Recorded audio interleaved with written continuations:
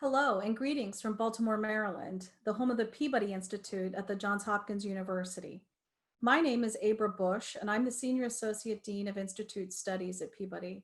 I'm delighted that you could join us today for English as a Second Language instruction in the time of COVID-19, the fifth in our series of summer lunch and learn events focused on the challenges and opportunities of remote instruction for music. A special thanks goes to the academic leadership at many of the conservatories and schools of music in the United States and the United Kingdom for their support for this series.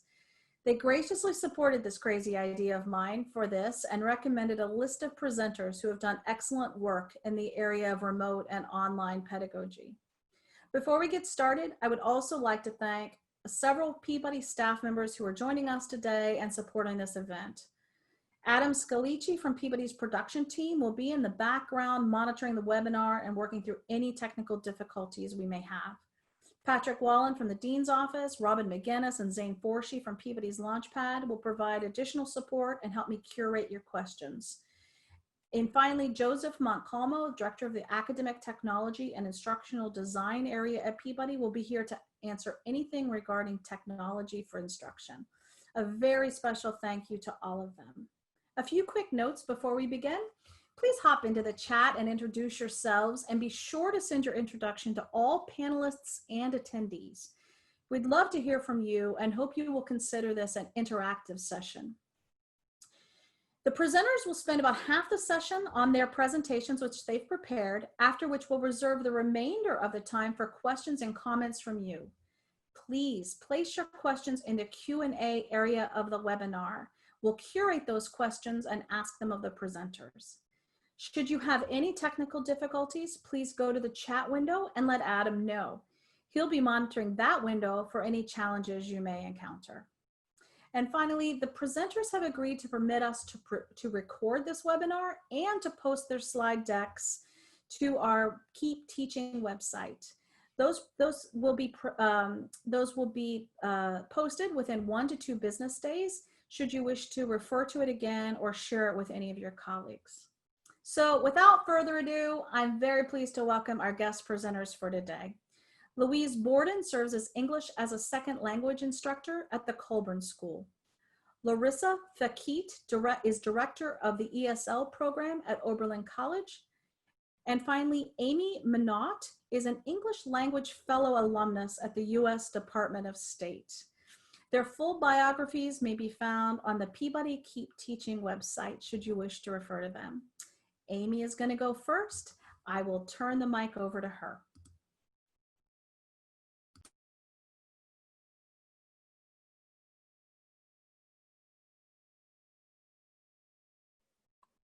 Thank you, Abra. Can everyone hear me?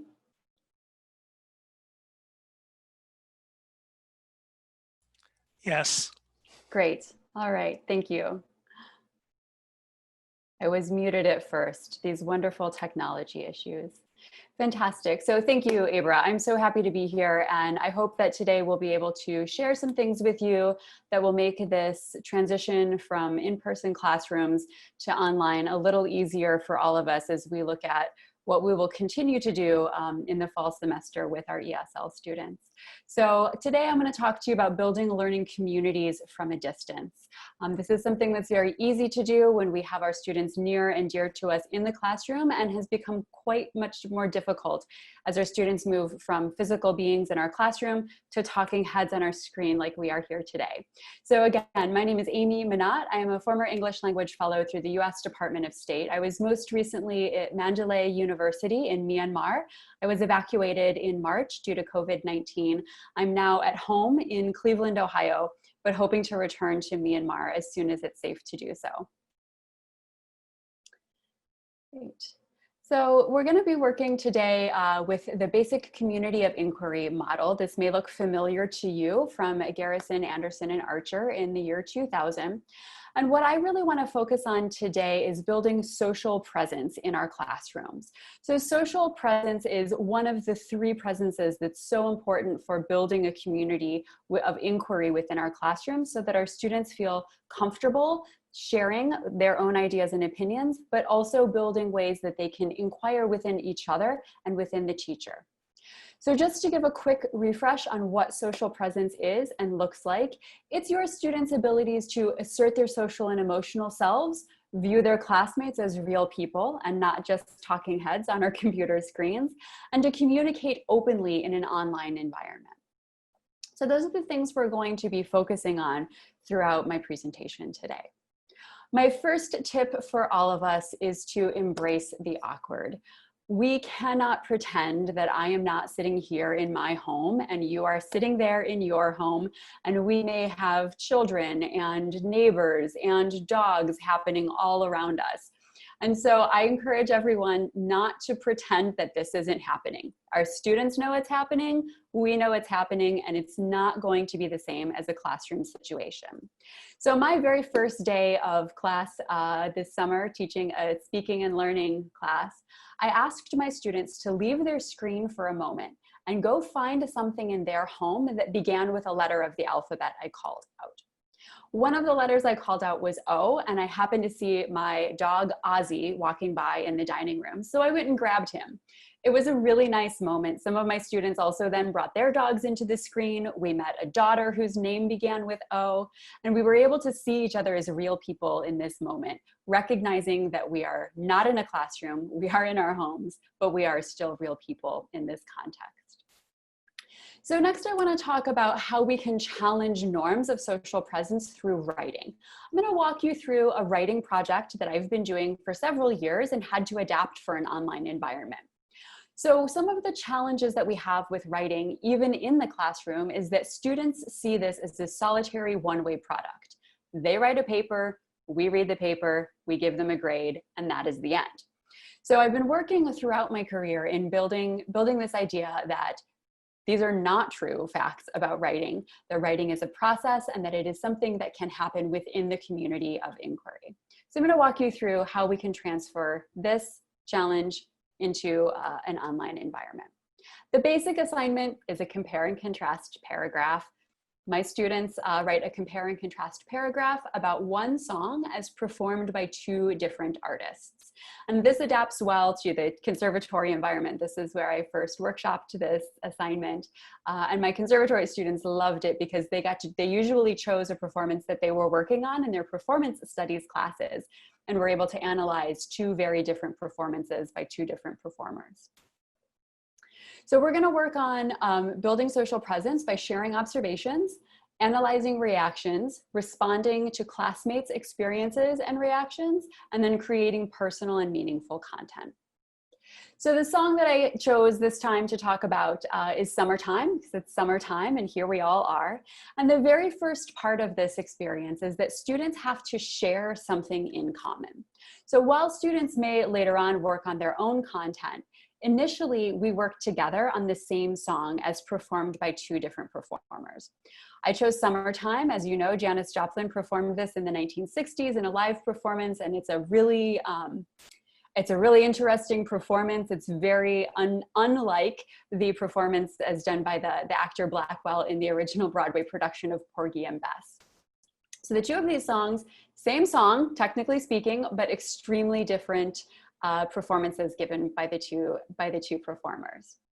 So we watch this together, and this can be done either synchronously, if you have the time while you're together in a Zoom to watch both of these performances, or you can ask students to do this asynchronously. They watch it on their own and do the very first step separately, and then come back together as a group to start building their experience observations. So here's what the process might look like in an online environment. So first, students will share their observations with each other. Depending on your class size, you could do breakout rooms, you could have students do this together. You could even, if you're working asynchronously, you could have students share this in a chat or an online discussion forum. But the first step is for students to share all of the observations they had about this shared experience. Everyone watched the same thing, but everyone will have a different reaction to it. So an example that I give is that one of my students initially said about this, hey, I can't understand what Joplin is saying. When she sings, I can't understand the words, I can't make out the lyrics, but it's easier to understand Blackwell. So that was the student's observation about this experience. Then students will work together to find other other examples of the same idea. So the student says, I can't understand Joplin, but it's easier to understand Blackwell. And through discussion, students will say, okay, well, here's an example. Blackwell says, your mom is good looking and your daddy is rich. But when Joplin says that same line, she says something and it sounds like, yeah, I said your mom is mighty good looking. So students analyze these two examples together and start applying the target language and the target vocabulary we're looking for in a compare and contrast paragraph. So in this case, that is the, less adjective than format that we're looking for. So they come up with a detail or a main idea that says that Joplin's rendition is less formal than Blackwell's. So through this process of observation, mining for examples, and deciding analysis and applying the target language, students start to work through this writing process in a social way, seeing each other and reacting to each other's experiences of the same shared experience. So I have another little clip that I want to share with you and leave you with today. And this is, I hope you will enjoy, another little thing that I did with my current speaking and listening classes. I'll let you listen for just a moment.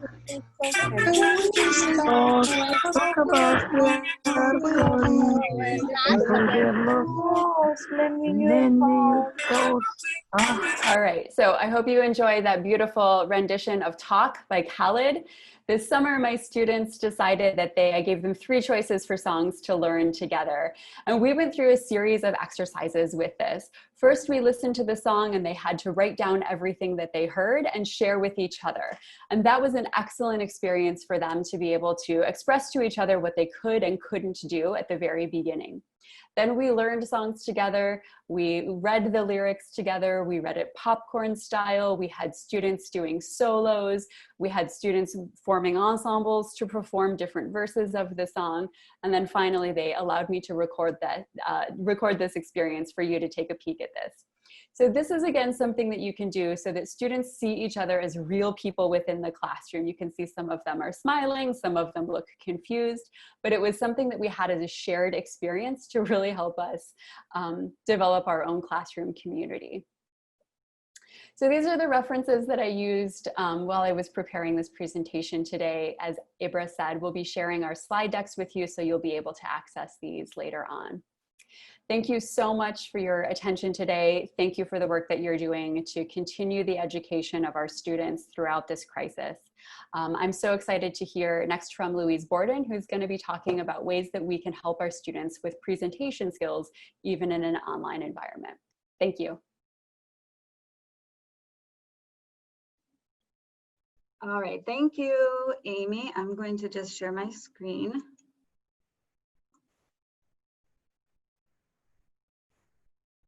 Okay, and I'm going to make it big. All right, thank you. I'm Louise Borden. Can everyone hear me? I think so. I'm coming to you from Los Angeles, and I currently teach at the Colburn School, working with the Academy and Conservatory ESL students. I also run Best Fit Education, which provides individual online tutoring to build English language skills and prepare students for proficiency tests like the TOEFL. I'm really happy to be here to share some practical ideas that you can take away with you for working with ESL students and really any of your students online and building their presentation skills. So as an ESL instructor, we try to design lessons that include all 4 aspects of English language: reading, writing, listening, and speaking for every class. So it is so important to continue this whether online or in person. This spring, I had plans for end of the semester class presentations, and I wanted to provide that opportunity for my students, even though we had started working remotely.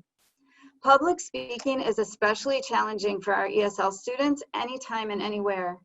Of course, it depends on the personality, background, and proficiency level of the individual, but generally, the students,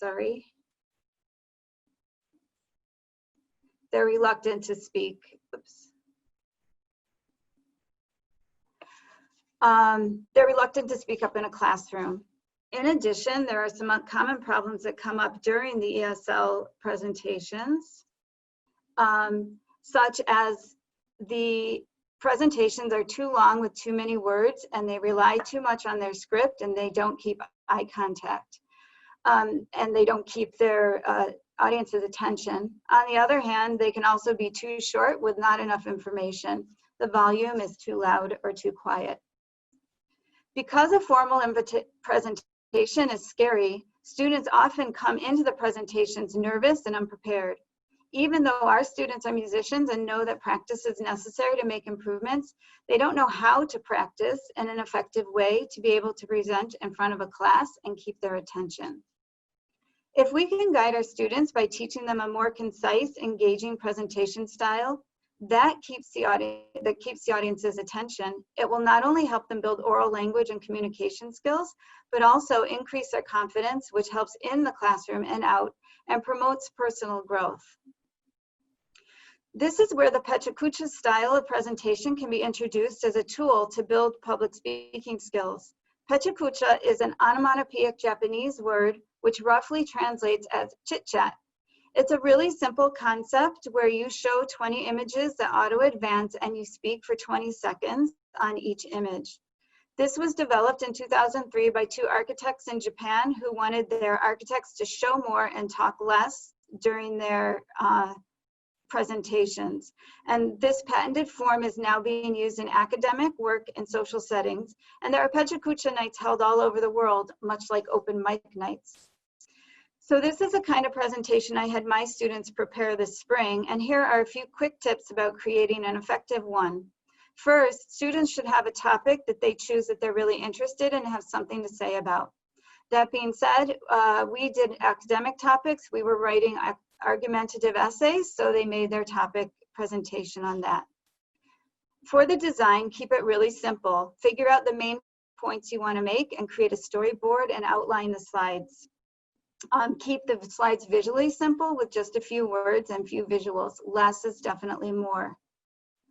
Practice so you can get your 20 seconds in. Practicing is the key to success. Use a stopwatch. Repeat each slide until you can present what you want to convey smoothly in 20 seconds, and then practice it on auto-advance a lot. When it comes to time to present, use notes but not a full script, and most importantly, once it starts, just keep going. So how does PechaKucha specifically help ESL students? There's been several studies conducted where researchers evaluated the speech production before and after a PechaKucha unit to see if it improved fluency, coherence, and pronunciation, and how it developed lexical and grammatical accuracy. These descriptors are exactly what are used worldwide in English assessments such as the TOEFL and IELTS to assess speaking proficiency. And so they're a great indicator of progress made in the area of speaking. So what were the findings? First is linguistic findings and pronunciation and intonation. Since English is a stressed time language and the time is strictly controlled here, practicing will help students better achieve natural sounding connected speech. The preparation process develops automaticity in their speech, which is so hard for students to achieve in day-to-day interactions. Nonverbal or paralinguistic skills are improved as well. Through the time to practice, students are able to focus on, improve, and have control over voice variations, including their vocal pitch, volume, rate of speech, and pauses in their speaking. So obviously the presentation focuses on speaking skills. However, it's also reported that they're building their other integrated language skills as well, since they have to read articles to do the research, write notes for slides and scripts, and listen for questions and feedback cues from the audience. The findings also show that students grow personally through these presentations. It was found to, because of the strict structure and required preparation, it was found that they actually alleviated anxiety because students feel so prepared and they realize that they are capable of communicating their ideas calmly, confidently, and effectively. Even more, the presentation provides a boost to students' decision-making and critical thinking skills. These are required for developing and putting together the presentation, and they also feel much more confident in their technical skills after learning how to create the presentation, set it on auto advance, and publish it.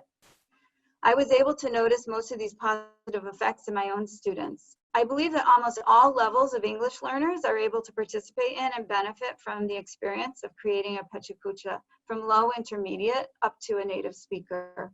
Of course, students will perform at their own ability level and need different amounts of support along the way, but all will benefit from the process.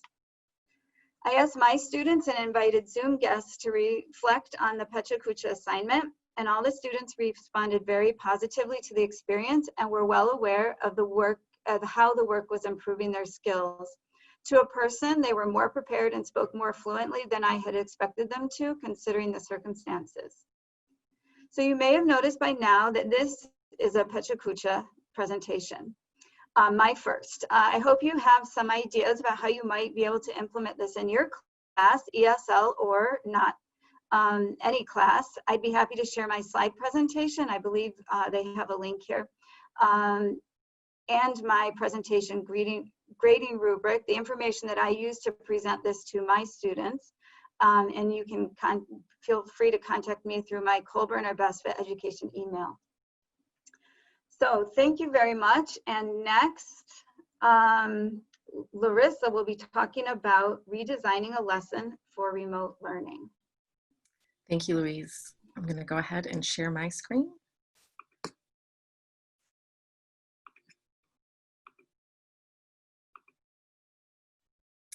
Okay, so my name is Larissa and I run the program for ESL at Oberlin College. And today I'd like to share with you a lesson that I do with my students on balancing their own voice with secondary source information in their academic writing and how I redesign that for remote learning. So briefly, I just want to talk about some current research that I found helpful in redesigning my lessons. I know that there's so much out there right now on remote learning, but these ones really helped me figure out how to transition many of my lessons, I should say. But today I want to talk about one of my lessons that I transitioned for remote learning. And in the context of that lesson, I think it's important to note that it is an advanced ESOL course. So the students have TOEFL scores around 95 to 100. And the course normally would meet in person 3 times a week for 50-minute sessions. Lastly, then, I want to briefly highlight the content of a synchronous lesson that I do with the students.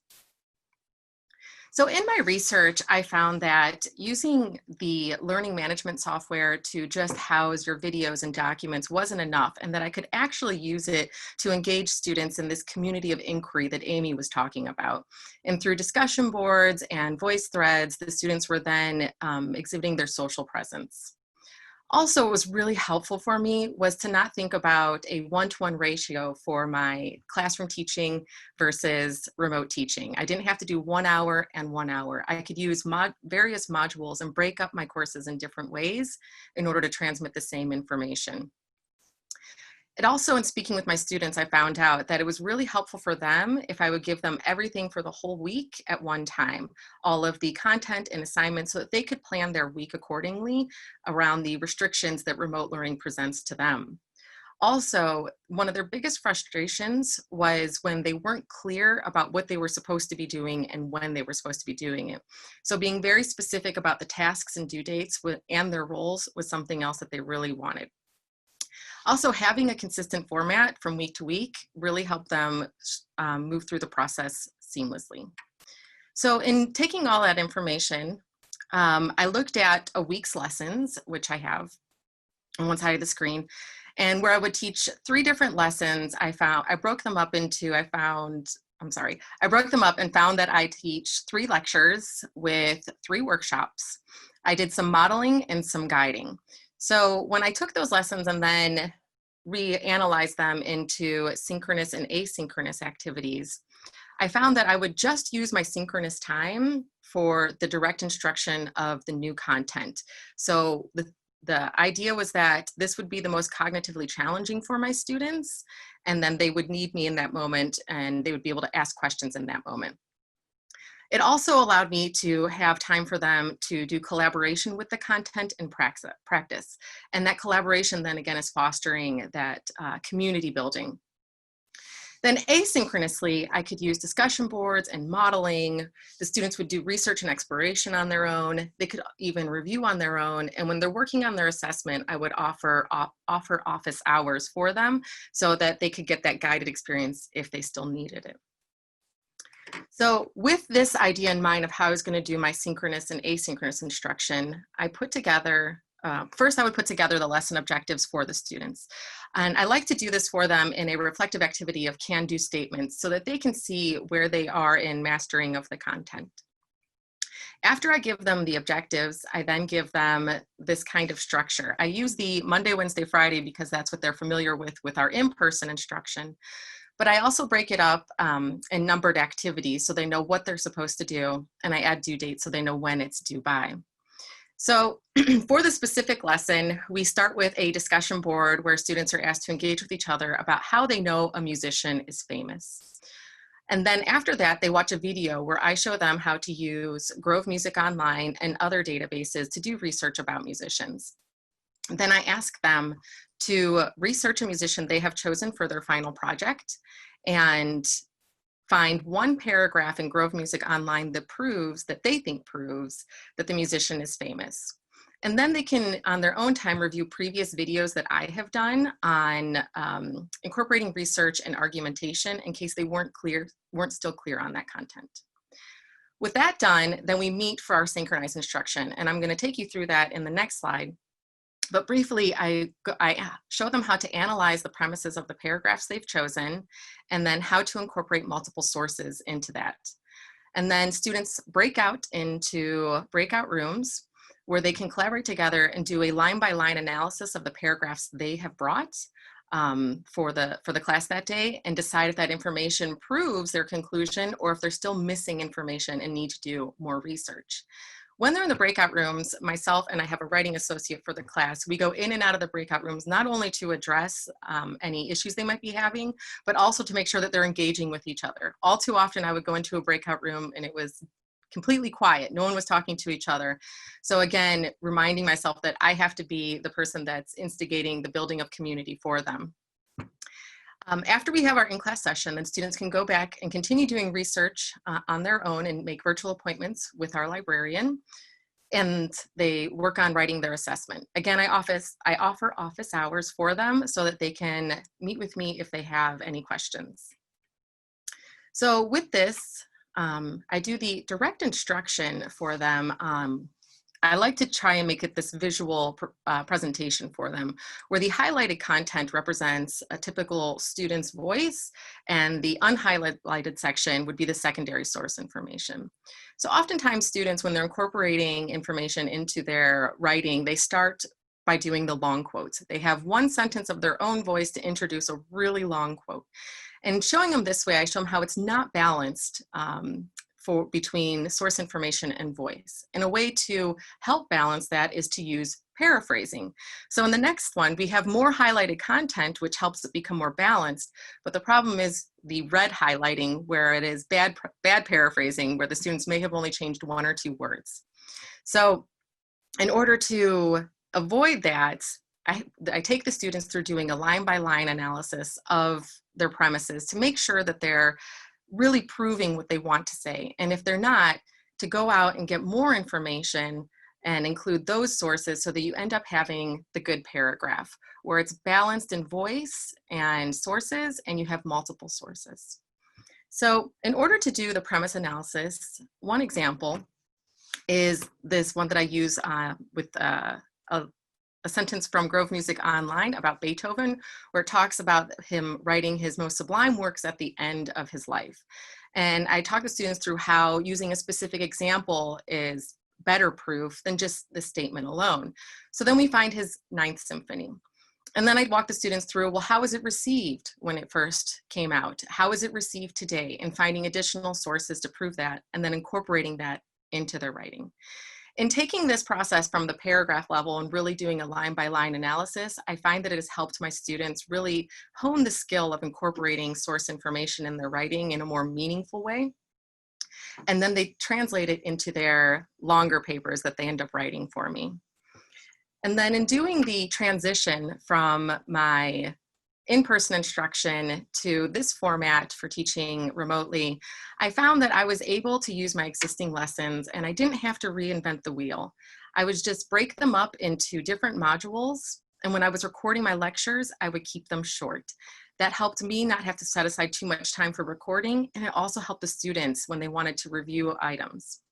It also allowed me to just focus our time where we were together on the most demanding cognitive activities, and then when we were meeting one-on-one, to meet the students where they still had needs. It also made the students responsible for reviewing any previous content on their own. And I always had to remind myself to be conscious of building community each week. Otherwise, even my best students would disengage. These were, again, the references that I found most helpful in redesigning my lessons, because I know there's a lot out there, but this really helped me figure out how I could represent it for my students.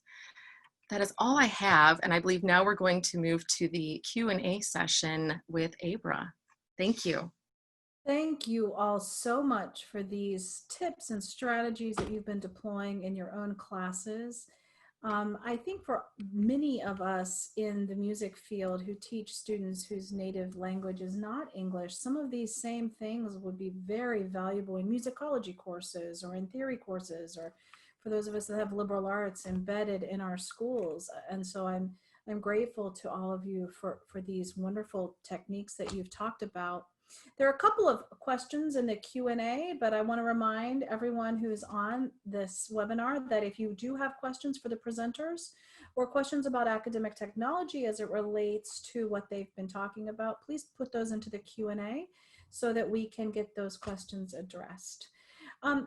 My first question to all of you is, with the probability that you will have students in multiple time zones and in multiple countries next year, how do you plan to build community? You've talked about some of those things, but when we start to address the issues of synchronous versus asynchronous instruction, I'm curious what other strategies you might be planning to deploy.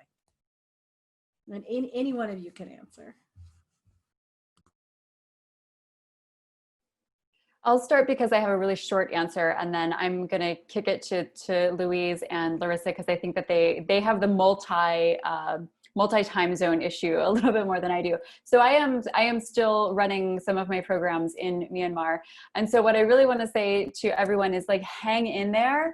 Time zones are really tough. I'm getting up at 4 in the morning so that I can work with my students in their, like, late afternoon, evening time.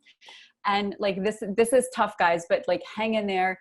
You can do it, and your students can do it too. So I think my main message is, like, let's keep encouraging each other. This is difficult. It's not over yet. We're probably not even close to being done with this kind of thing, but we do need to keep moving forward. So be kind to each other, be forgiving when your students are, you know, like, not at their best because it's their 4 o'clock in the morning. Be forgiving to yourself when you're not your best because it's your 4 o'clock in the morning.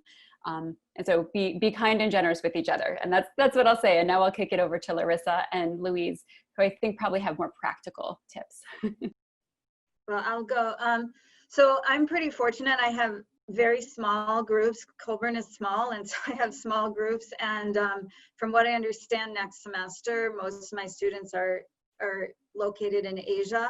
So I will be conducting my lessons at a time which works for them. I'm hoping for California, it's going to be like a evening time, not late at night, not afternoon though, but an evening will be their morning. And even if they're in different countries in Asia, I think hopefully it'll work out for them, so that they're awake and alert and able to participate, and it won't be a terrible time for anybody. But that's my plan. I think this past semester has definitely proved very challenging for me, where I had students in China and Oberlin and Korea and Colorado.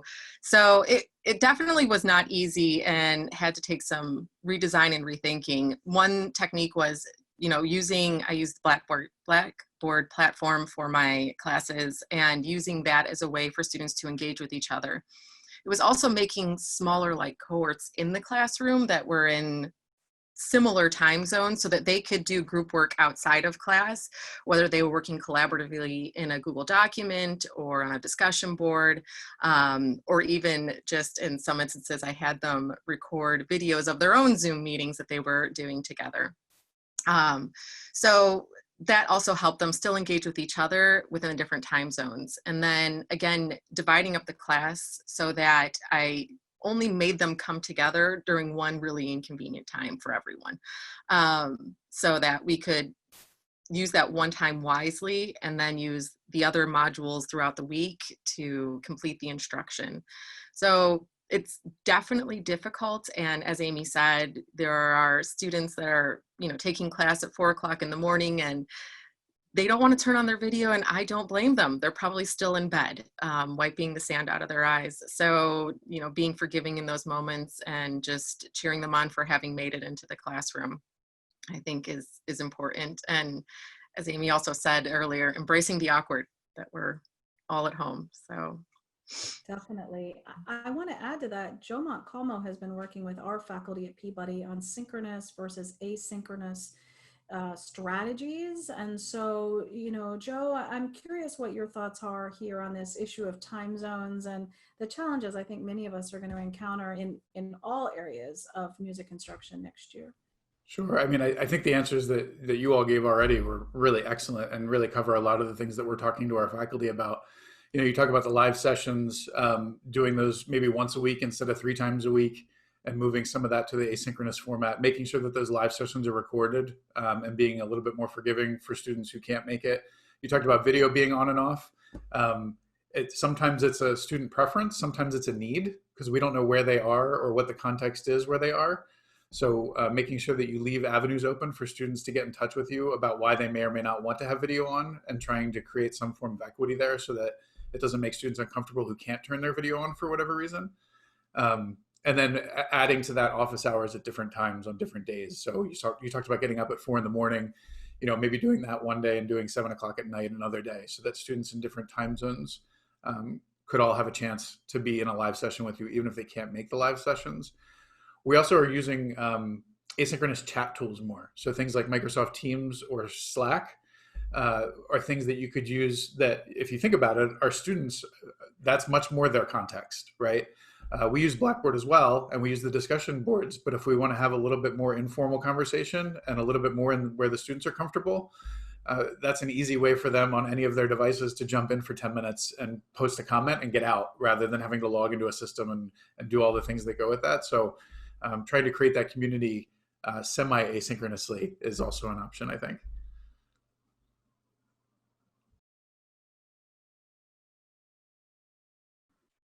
Thanks, Joe. I appreciate that. And I think you're right that the chatting function in some of those areas has been really beneficial on the staff side as well as on the student side. So thanks for that. One of the attendees, many of you were talking about community as you were discussing that. One of the questions out of the Q&A was, how can I help my ELL students be part of the online classroom community in a class with both domestic and international students? I think you've addressed some of that in terms of time zones, but I'm curious about in terms of students who are both native English speakers as well as English as a second language instructors, or I'm sorry, students. What thoughts do you have there about the virtual community itself in any of the courses that we teach? I think if you're in the synchronous time, something that helped me in a project that I did where I paired my students, my ESL students, with community members, was being thoughtful about the breakout rooms ahead of time and assigning them ahead of time, so that I know that it was going to be a mixed group in every case. And the students really, really liked that. So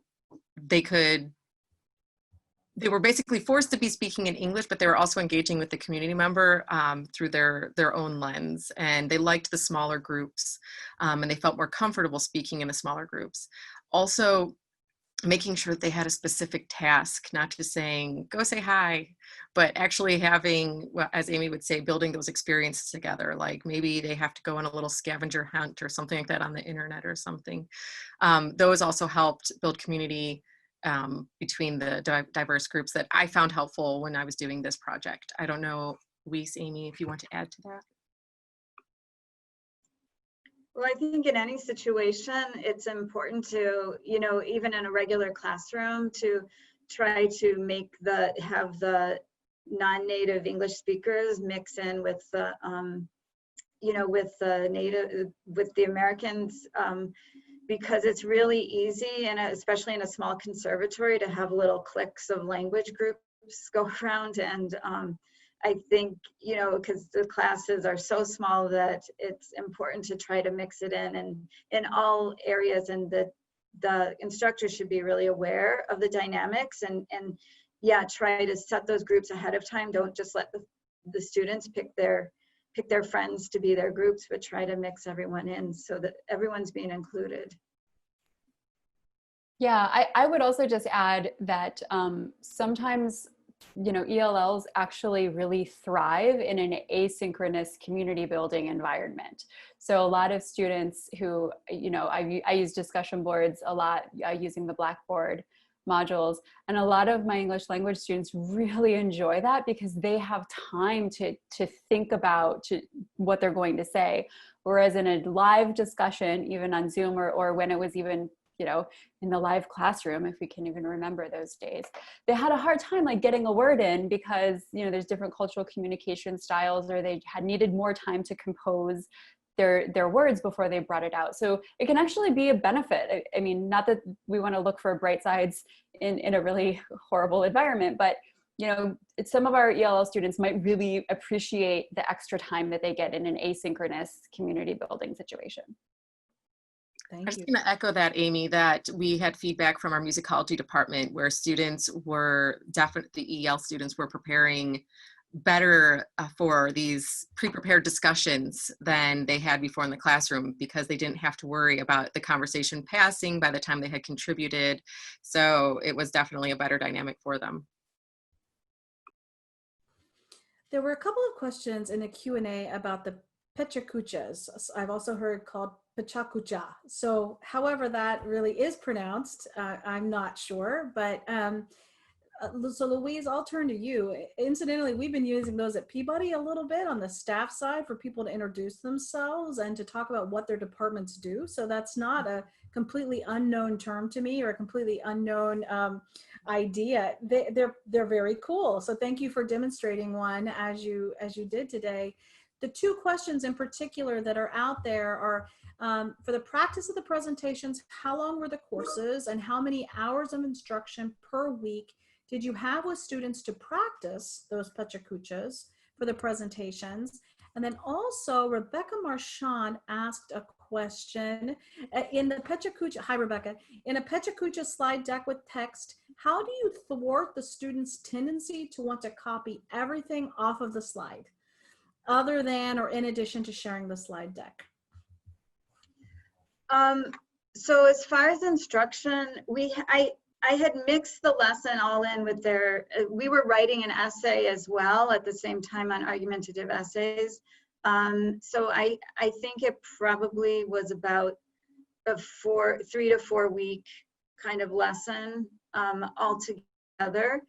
We did some work I would model together how I might kind of learn how to space out the slides, which I think is the hardest concept to get around, is like, well, they wanted to say, well, I have 5 points to make, so I'm going to make 5 slides, but it doesn't really work that way.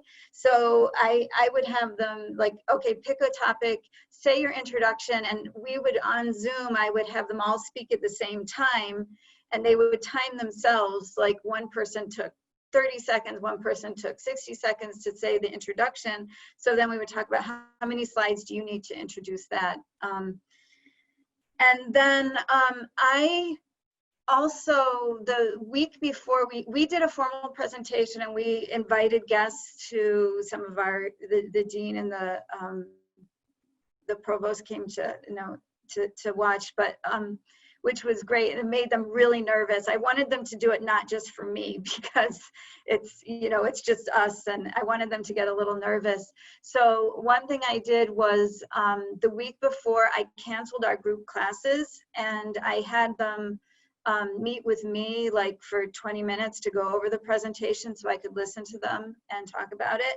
And I really was if they put too many words on the slide, I said, no, you can't, you can't do that. We just need 1 or 2 words on the slide. And I was really, pretty strict about that. And we talked a lot about the images to make sure that they shared, that the images reflected what they said, and they all took it really seriously, and it was pretty successful. So that's Great. That's It's a great idea, and I hadn't thought about using it in a classroom like that. So thank you for doing that. It's interesting. There's one more question in the Q&A, and I think actually this one I'm going to throw to Joe. It's about VPNs, unless any of you ladies want to take it. The question is, have any of you discussed the necessity of technical access through VPNs for applications banned in certain countries, such as Google or YouTube, and different legal usages in students' home countries? Can we really require students to use a VPN? This person said, I'm also considering how does this affect student willingness to participate and equity of access? I'll start with Joe, and then any of you can chime in. So I think this is a layered question, right? So there's a difference between applications and content that is available only when you're physically on campus, like library resources at a school that provides VPN service for their students and faculty and staff. I think those absolutely you can expect students to use that because that's the way to get to that content. In terms of circumventing country laws and rules, we obviously cannot endorse that or expect students to do that. Many students will do that on their own. But the way that we handle that at Hopkins and at Peabody is we make sure that all of our enterprise tools, as many as we can, work in all these different countries. So for instance, we have a tool called Panopto that's our video hosting service within Blackboard. And we've confirmed through multiple tests that that works in many of the countries where these other tools are banned. So it's really an opportunity to look at the infrastructure that the schools have to make sure that you're accommodating students in all these different areas. And if I could just comment quickly, I loved the discussion about the students having more time in discussion boards. I just want to comment on that for just a second because it plays right into the idea that we have for universal design for learning and how different students thrive with different scenarios and with different assignment types. And I think that, the same thing that holds true for ESL students also holds true for a whole slew of introverted students. And that also extends into things like making sure that to the extent that you can, the live sessions that you have and the recordings are captioned. What we found with our ESL students when we provide online learning is that unexpectedly to us, I guess we should have expected it, the students were watching that we saw high usage of the videos, like multiple views. We're like, what is going on with these students in these videos? We didn't think they were that, we thought they were good videos, but we didn't think they were that great. Well, it turns out they weren't watching it for the content. They were watching it because the videos were captioned and they were using that as a way to learn more English. And so this idea that universal design for learning is good for everybody really extends in a really appropriate way into the ESL world as well. And I just wanted to mention that. I thought it was an appropriate time to bring that up too. Thanks, Joe. Thanks. Yeah, I wanted to, about the VPN, the one issue that I did have when we were doing our live presentations was a student in China. She didn't have enough bandwidth. She had a VPN and was able to use the Google Slides, but she wasn't able to play it because you have to play it on auto advance and speak at the same time. So they had shared all their slides with me. I was able to share my screen and play it from my screen, and she was able to speak over it. So we were working around, but it can be an issue. So I try to make sure that when my students left, that I was able to communicate with each one of them. We usually have a WhatsApp going, and we have Line or WeChat or whatever we need our communication to keep our communication lines open. Thank you both. Yeah, I'll add one thing that's sort of in to piggyback on the keeping communication lines open, I have started using so many different types of forms of communication that I wouldn't normally have done. So if you had asked me 2 years ago, like, would you be Facebook friends with your students? I would have said, absolutely not, out of the question. They don't need to see pictures of my dog and raspberry bushes. But it turns out that they probably do. That's a way that they get to know me as a person, but also my students in Myanmar almost exclusively use Facebook Messenger for forms of communication. They're really uncomfortable with email. They view it as an old technology, and Facebook Messenger is where it's at. So, you know, being flexible in how you interact with your students, whether it's, you know, Facebook Messenger or, you know, all of these other things as well, like, we all just kind of have to go with the flow here and figure out things that may have previously made us uncomfortable and decide what our new comfort levels are going to be. I think that's a really great point, Amy. So to that end, I'm curious, when we finally leave this COVID era, whenever that may be, none of us have our crystal ball with us today, I don't think. What sorts of techniques or strategies do you plan to keep? What are the things that are truly working for you that you think you'll likely hold on to in the future? I really like the videos that I'm doing for the students where it empowers them to go back and review on their own or put on the captioning on their own, as Joe was saying, and helping them through that kind of learning process. I think that that really helps flip the classroom and makes the students more responsible for their learning and reviewing content instead of, you know, me having to use the classroom time to constantly go over things that we've already gone through.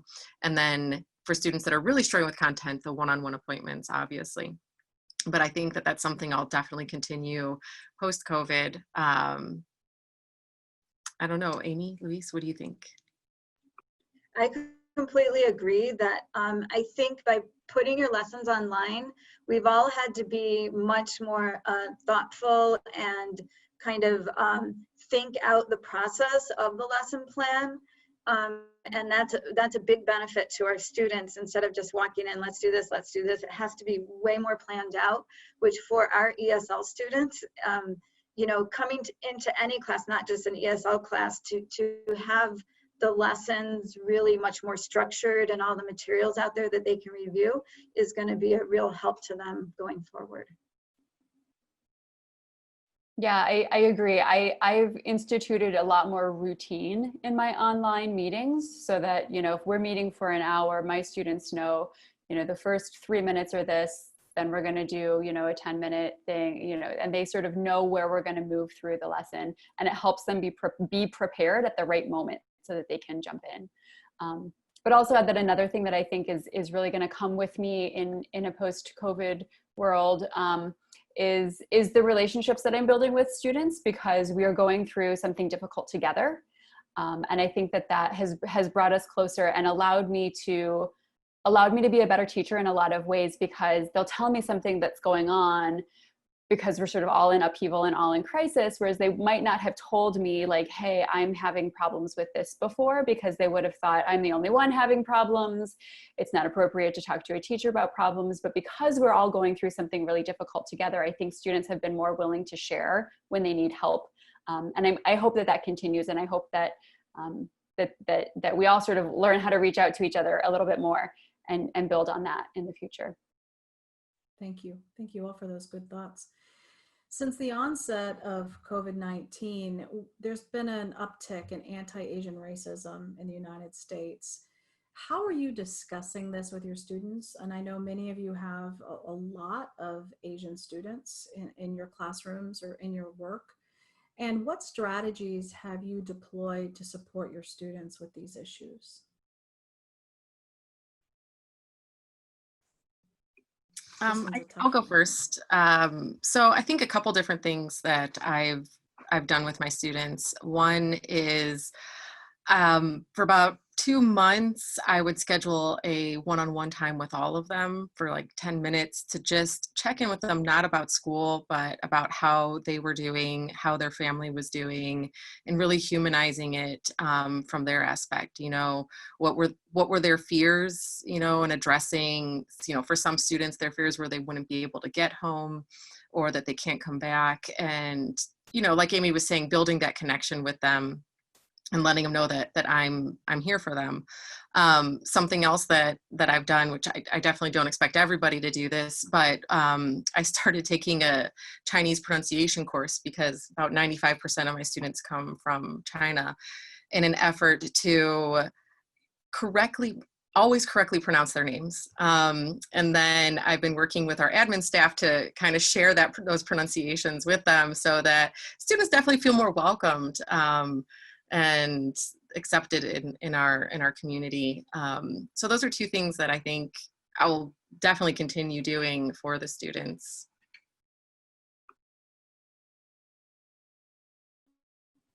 Yeah, I think just allowing, often the ESL class is a place where students can share and stuff that they're not really comfortable with sharing in the other classrooms. So just to continue to be a place and a person that they can talk to and talk with each other about things that are going on and kind of bring it up. And if they want to go with it, you talk about it. If they don't, that's okay too, but just know that this is a place where if things are not comfortable for them, that they have a place to share it.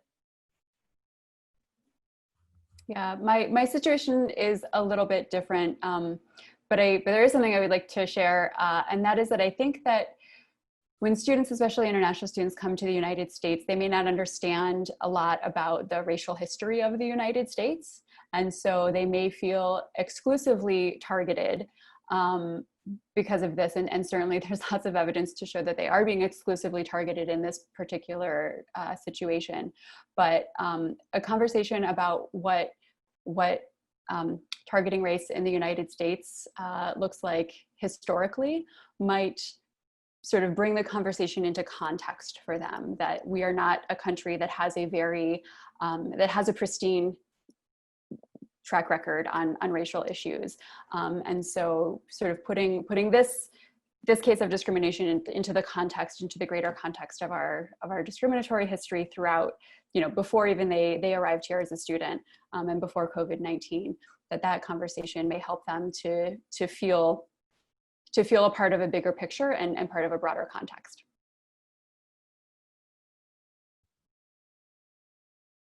Larissa, any final words on this one? I was sitting here thinking that I've also engaged with the Confucius Institute at the University of Toledo, and they've been doing videos about, you know, some cultural things that are really celebratory about about, you know, the Chinese culture. So, you know, celebrating those things with my students have really been beneficial as well, reminding us the beauty of each culture. And then I was also thinking about when Amy was saying that, you know, when there's targeting happening, that in the instances that did happen here before students went home, which were very few, but still, that our local security was willing to, you know, investigate it, and they were open to hearing, you know, the student side of the story. So knowing that we recognize that wasn't right and it wasn't okay, and that, you know, we're going to try and set things right, I think was really, it was beneficial for the student to see that. Larissa, Louise, Amy, thank you so much for your thoughts today, for your presentations, for your insights in how we work with students whose native language is not English. You've been absolutely wonderfully helpful, I think, to so many of us who don't just teach ELL or ESL, but also teach musicology and theory and other liberal arts kinds of courses. So thank you for your work in this. I also want to specifically thank again Robin McGinnis, Zane Forshee, Patrick Wallen, and Adam Scalici for their support in the webinar today. As a reminder, these sessions will continue to occur live every Tuesday at noon Eastern Time through the end of July. A full list of sessions, upcoming presenters, and previous sessions are all available on the Peabody Keep Teaching website. And as a reminder, in the next couple of business days, we will post this session to the website as well as the materials from each of the presenters.